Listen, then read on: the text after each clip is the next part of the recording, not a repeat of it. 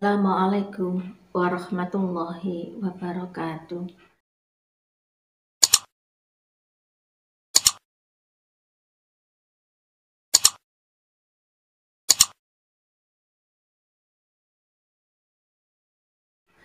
Alhamdulillah wa syukurillah wa la haula wa la quwata illa billahil aliyil azim.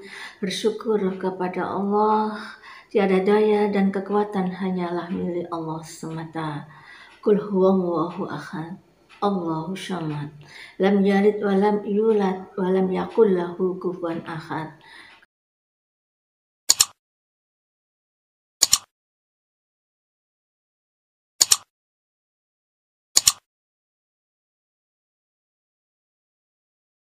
Katakanlah Allah itu esa, Allah itu satu, Allah itu tunggal, tidak beranak dan tidak pula diperanakan, dan tidak ada satu pun yang menyamainya.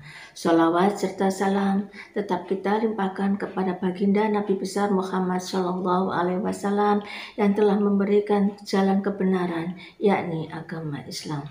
Para bapak, para ibu, para sahabat dan anak-anakku sekalian, semoga kita senantiasa dilindungi oleh Allah Subhanahu wa Ta'ala agar mendapatkan suatu kebahagiaan baik di dunia dan di akhirat. Pada pagi hari ini kami akan bahas tentang syirik.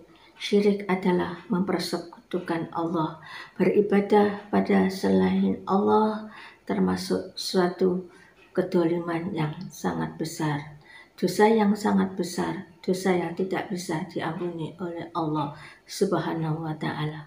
Seperti dalam firman Allah dalam Quran surat Al-Luqman ayat 13, wa idza qala Luqman li abni wa huwa ya'iduhu ya bunayya la tusyrik billah inna syirka la dzulmun adzim. Berkata Luqman kepada anaknya, janganlah kamu mempersekutukan Allah, karena sesungguhnya mempersekutukan Allah, menduakan Allah termasuk kezaliman yang sangat besar.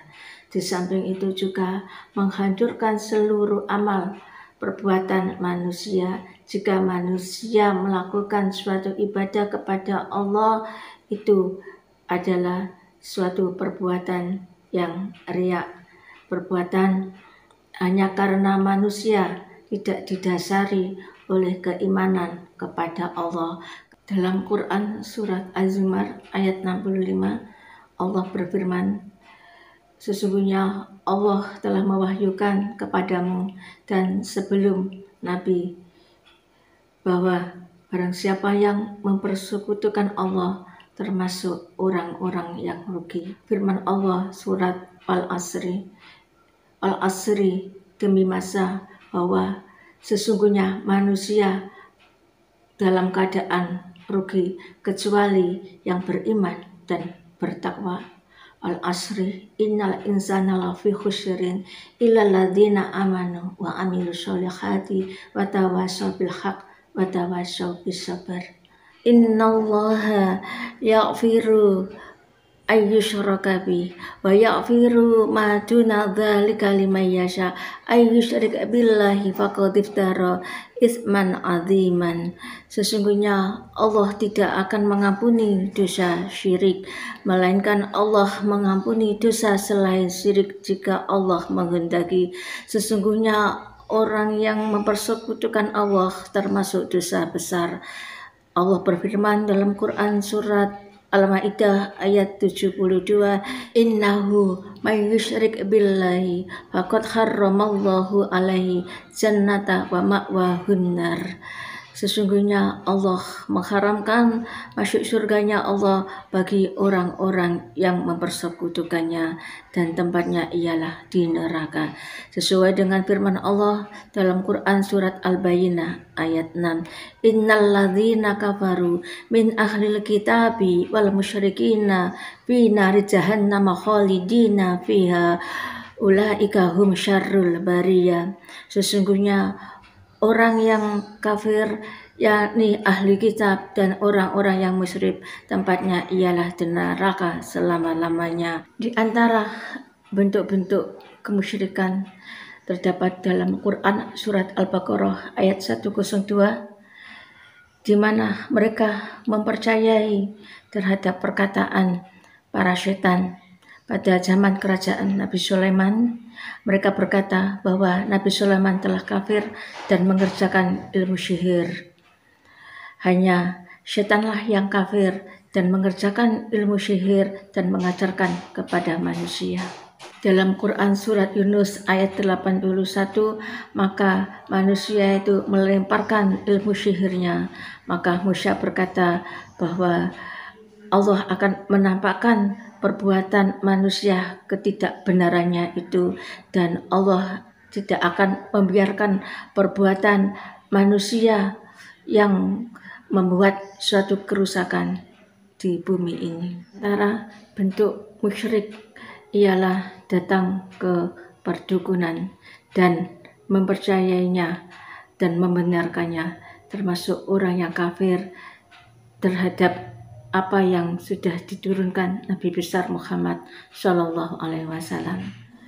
Selain datang ke perdukunan, manusia itu memuja dan ingin minta pertolongan kepada orang yang sudah meninggal, kepada jin dan kepada setan untuk memudahkan urusannya.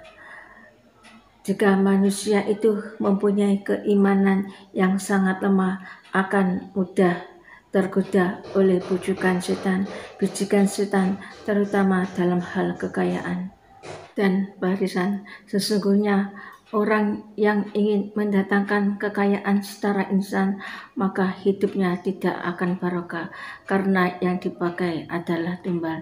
Maka manusia itu kehidupannya tidaklah bisa tenang dan tidaklah bisa bahagia.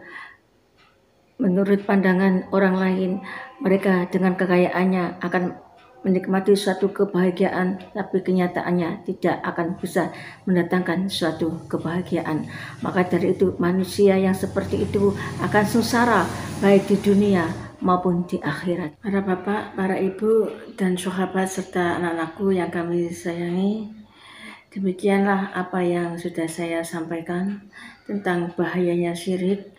Di antaranya adalah satu, merupakan syirik akbar, dan yang kedua menghancurkan seluruh amal, dan yang ketiga jika mati dalam keadaan syirik tidak akan diampuni oleh Allah Subhanahu wa taala dosa-dosanya, dan yang keempat pelakunya diharamkan masuk surga dan kekal di dalam neraka. Adapun bentuk-bentuk dari syirik itu sendiri adalah satu, yakin bahwa yang memberikan manfaat adalah selain Allah, serta memuja dan meyakininya bahwa dengan itulah untuk cara mendekatkan diri kepada Allah. Kemudian perdukunan dilanjutkan dengan mengharamkan segala cara. Hukum manusia lebih baik daripada hukum Allah, dan juga menyembelih selain dengan nama Allah. Para bapak dan para ibu, hanya itu yang dapat kami sampaikan. Mohon maaf jika ada kekurangan. Semoga bermanfaat. Assalamualaikum warahmatullahi wabarakatuh.